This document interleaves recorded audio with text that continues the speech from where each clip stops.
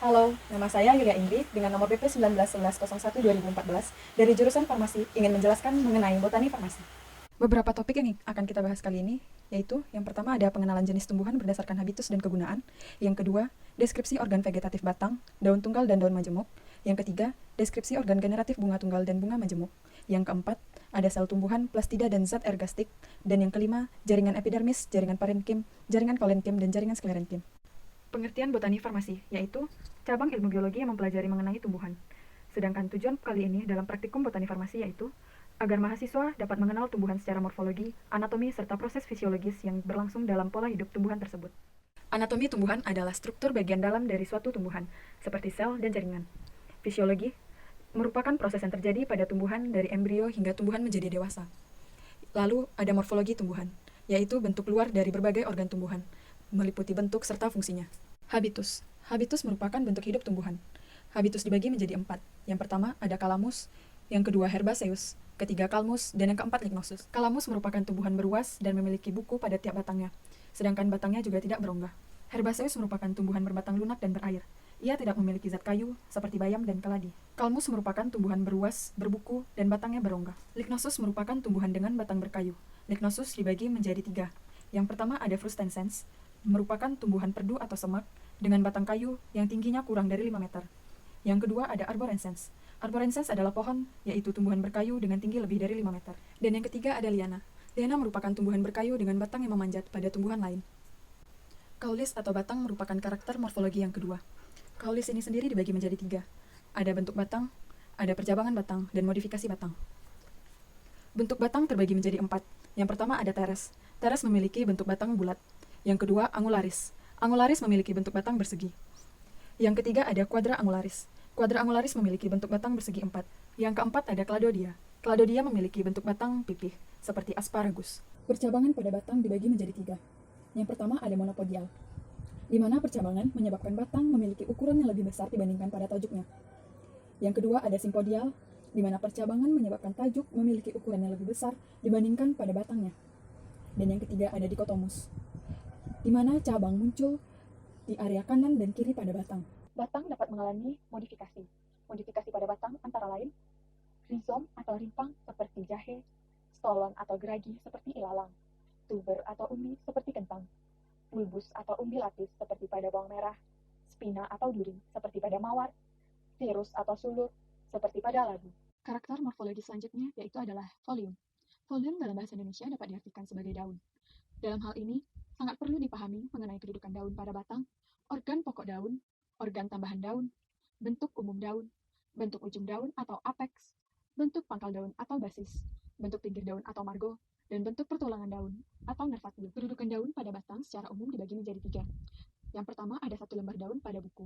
Hal ini dibagi lagi menjadi 3, yaitu ada folia sparsa, folia distisa, dan rosette. Yang kedua ada 2 lembar daun pada buku, juga disebut sebagai opposite. Dan yang terakhir, ada di setiap buku terdapat banyak lembaran daun. Ini juga disebut sebagai verticillata. Ada 3 organ pokok pada daun. Yang pertama, petiolus atau tangkai daun. Yang kedua, vagina atau pelepah daun.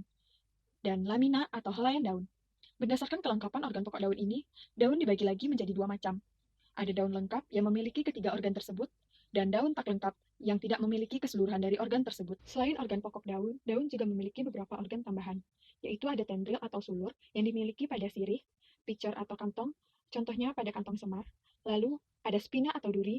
Duri ini terdapat pada permukaan daun seperti pada daun tanaman labu. Daun memiliki berbagai macam bentuk yang secara umum ada berbentuk acerosus, yaitu jarum, linearis yang berbentuk pita, orbicularis yang berbentuk bulat, ellipticus yang berbentuk elips, ovalis yang berbentuk oval atau lonjong, dan cordatus yang berbentuk hati, dan sebagainya. Bentuk ujung daun atau apex ada beberapa macam, yaitu ada acutus yang berbentuk runcing, acuminatus yang meruncing, retusus yang terbelah, obtusus yang tumpul, rotundatus yang bulat, dan truncatus yang rata. Basis atau pangkal daun memiliki berbagai macam bentuk, yaitu ada runcing, meruncing, tumpul, membulat, rompang, dan berlekuk. Margo atau pinggir daun juga memiliki berbagai macam bentuk, yaitu ada yang berbentuk rata, beriak, berombak, bergerigi, bergerigi ganda, dan juga bergigi. Dan yang terakhir ada nervatio. Nervatio disebut juga sebagai pertulangan daun. Pertulangan daun ini memiliki berbagai macam bentuk, yaitu menyirip, menjari, melengkung, dan juga sejajar. Karakter morfologi selanjutnya yaitu adalah flows. Flows disebut juga dengan bunga, yang merupakan modifikasi dari batang dan daun sehingga berubah bentuk dan juga berubah pada fungsinya. Bunga memiliki 3 organ pokok, yaitu periantium yang disebut sebagai perhiasan bunga, stamen yang disebut sebagai organ kelamin jantan pada bunga, dan pistilum, yaitu organ kelamin betina pada bunga. Periantium terbagi menjadi 2, yaitu ada kaliks atau kelopak dan corolla atau mahkota.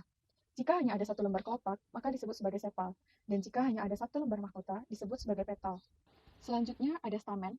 Stamen ini terbagi menjadi 2. Ada bagian antera dan bagian filamen. Antera merupakan kotak sari yang berisi serbuk sari atau polen, sedangkan filamen merupakan tangkai sari. Dan yang terakhir yaitu pistilum. Pistilum terbagi lagi menjadi 4.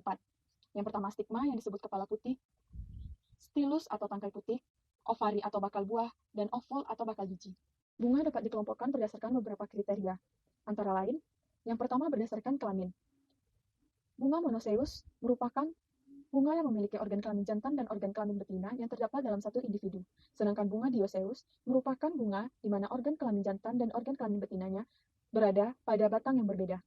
Jenis-jenis bunga ada 2, yang pertama bunga tunggal dan yang kedua bunga majemuk. Bunga tunggal ditunjukkan dengan hanya ada satu kuntum bunga pada satu tangkai bunga, sedangkan bunga majemuk ditunjukkan dengan adanya lebih dari satu kuntum bunga pada satu tangkai bunga. Yang kedua berdasarkan lengkap atau tidak lengkapnya organ yang dimiliki oleh bunga. Ada Flos nudus, yaitu bunga yang tidak memiliki corolla, Flos feminus, bunga yang tidak memiliki stamen, Flos masculus, bunga yang tidak memiliki pistilum, bunga steril, bunga yang tidak memiliki stamen maupun pistilum, bunga uniseksual, bunga yang hanya memiliki satu alat kelamin, dan bunga biseksual, bunga yang memiliki kedua alat kelamin. Bentuk dan susunan mahkota bunga ada 3, yaitu posisi petal, posisi ovari, dan posisi corolla. Posisi petal dibagi lagi menjadi 2, yaitu petal bebas dan petal bersatu. Petal bebas disebut dengan polypetalus, petal bersatu disebut dengan gamopetalus. Posisi ovari ada 3, yaitu epigenus yang memiliki posisi terapung, perigenus yang memiliki posisi melayang, dan hipogenus yang memiliki posisi tenggelam. Dan yang terakhir posisi corolla. Ada 2, yaitu simetris dan asimetris. Simetris disebut juga dengan posisi yang beraturan, sedangkan asimetris merupakan posisi yang tidak beraturan. Topik selanjutnya mengenai sel tumbuhan. Sel merupakan unit struktural dan fungsional terkecil dari suatu makhluk hidup. Sel tumbuhan dilindungi oleh dinding sel yang terdiri dari 3 lapis, yaitu dinding primer, dinding sekunder, dan lamel tengah. Bagian-bagian dari sel tumbuhan antara lain ada dinding sel yang merupakan bagian terluar dari sel tumbuhan, bersifat keras dan fleksibel untuk mempertahankan bentuk dari sel tumbuhan. Selanjutnya membran sel yang memiliki sifat semi-permeabel untuk menyeleksi benda yang masuk ke dalam sel. Lalu ada badan Golgi yang bertujuan untuk proses sekresi sel.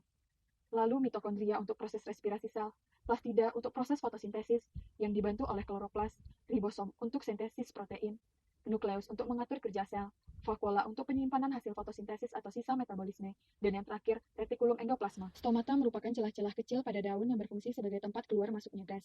Ada berbagai macam bentuk stomata. Ada diasitik, dengan stomata dikelilingi oleh 2 sel tetangga. Anomositik, yang memiliki tipe sel tetangga mirip dengan sel epidermis. Anisositik, dengan sel penutup ditutupi oleh 3 buah sel tetangga yang berukuran beda. Dan yang terakhir, parasitik, sel penutup ditutupi oleh 1 atau lebih sel tetangga yang sejajar dengan celah. Plastida merupakan salah satu organel yang terdapat pada sel tumbuhan. Berdasarkan pigmen yang dikandungnya, plastida dibedakan atas 3 macam, yaitu kloroplas yang memiliki pigmen warna hijau, kromoplas pigmen selain warna hijau, dan leukoplas yang tidak memiliki warna. Ciri dari organisme hidup ditunjukkan dengan adanya protoplasma yang merupakan dasar fisik dari organisme. Protoplasma memiliki 2 macam pergerakan, ada rotasi dengan pergerakan teratur dan sirkulasi dengan pergerakan yang tidak teratur. Di dalam sel tumbuhan juga terdapat zat-zat ergastik. Zat ergastik merupakan bahan-bahan untuk metabolisme sel, antara lain pati, kristal, tamin, antosianin, aleuron, inulin, lemak, dan minyak. Pada zat ergastik pati terdapat 2 bentuk, tunggal dan majemuk, sedangkan kristal berbentuk jarum, dras, pasir, dan prisma. Trikom yang disebut juga dengan rambut daun merupakan salah satu derivat dari sel epidermis. Bentuk-bentuk dari trikoma ada bintang, sisik, jarum, tanduk, tombak, dan lain-lain. Parenkim merupakan jaringan dasar yang ditemui pada tumbuhan, bersifat meristematis. Parenkim dibagi menjadi 2 berdasarkan fungsinya dan berdasarkan bentuknya. Berdasarkan fungsinya, ada parenkim penutup luka, parenkim asimilasi, parenkim penimbun, parenkim air, parenkim udara, dan parenkim pengangkut. Sedangkan berdasarkan bentuknya, ada palisade, spons, bintang, dan dipatan. Kolenkim merupakan jaringan penunjang pada organ tumbuhan muda. Berdasarkan penebalannya, dibagi menjadi 4. Ada angular kolenkim, yaitu penebalan pada sudut-sudut sel, lakunar kolenkim, yaitu penebalan pada ruang antar sel, lamellar kolenkim, penebalan pada korteks batang, dan anular kolenkem, yaitu penebalan terus-menerus pada dinding sel. Sklerenkem merupakan jaringan penunjang pada organ tumbuhan dewasa. Ada dua tipe sklerenkem, yaitu serabut dan skleroid. Pada serabut terdapat serat silam atau serabut kayu dan serat ekstrasilam atau serabut kulit kayu. Sedangkan pada skleroid ada tiga, brachiskleroid atau sel batu, osteoskleroid atau sel tulang, dan makroskleroid atau sel tongkat.